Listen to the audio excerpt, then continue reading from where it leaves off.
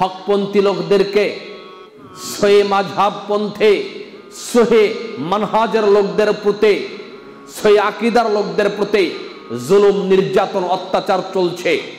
হয়তোবা গাইবান্ধার মাটিতে কোনোদিন ধরে পিটিয়েছে, কোনোদিন বা ব্রাহ্মণবাড়িয়ার মাটিতে পিটিয়েছে, কোনোদিন বা সিলেটের মাটিতে পিটিয়েছে, কোনোদিন বা রাজশাহীর মাটিতে পিটিয়েছে, কোনোদিন বা নোয়াখালীর মাটিতে পিটিয়েছে, কোনোদিন বা ঢাকার মাটিতে পিটিয়েছে, কোনোদিন বা চাঁদপুরের মাটিতে পিটিয়েছে।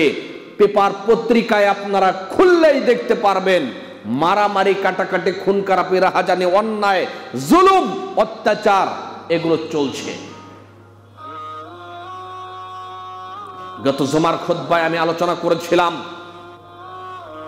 একজন মুসলমান, একজন মুমিনের উপর অপর মুসলমান মুমিনের দায়িত্ব, কর্তব্য, হক কি, এটা আপনারা শুনেছিলেন।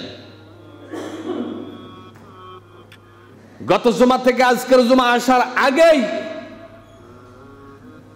আপনারা জানেন এই বাংলাদেশের মাটিতে কিছু কুলাঙ্গার, নাস্তিক, মুশরিক, মুরতাদ, বিদআতি, তারা আমাদের কিছু সহি আকীদার, সহি মানহাজের লোকদের উপরে জুলুম, নির্যাতন, অত্যাচার করেছে, মারপিট করেছে, রক্তাক্ত করেছে, এমনকি মসজিদকে ভেঙে চুরমার করে দিয়েছে। বাংলার জমিনে এগুলো হয়েছে। সম্মানিত উপস্থিতি, অতএব আপনাকে আমাকে আল্লাহ সুবহানাহু ওয়া তাআলার একমাত্র তিনি রব, তিনি স্রষ্টা, তিনি সকল ক্ষমতার মালিক, এটা মনে প্রাণে বিশ্বাস করে তার উপরেই শুধু ভয় রেখে, তার উপরেই শুধু তাওয়াক্কুল করে, ভরসা করে আল্লাহর জমিনে আপনাকে আমাকে আল্লাহর বিধান অনুযায়ী দিন কায়েমের জন্য প্রচেষ্টা চালাতে হবে।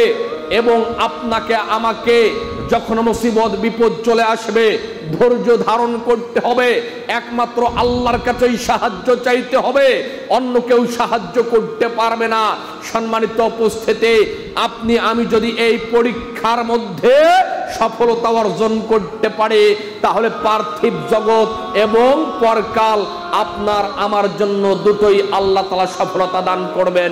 সকলে বলি আল্লাহুম্মা আমিন।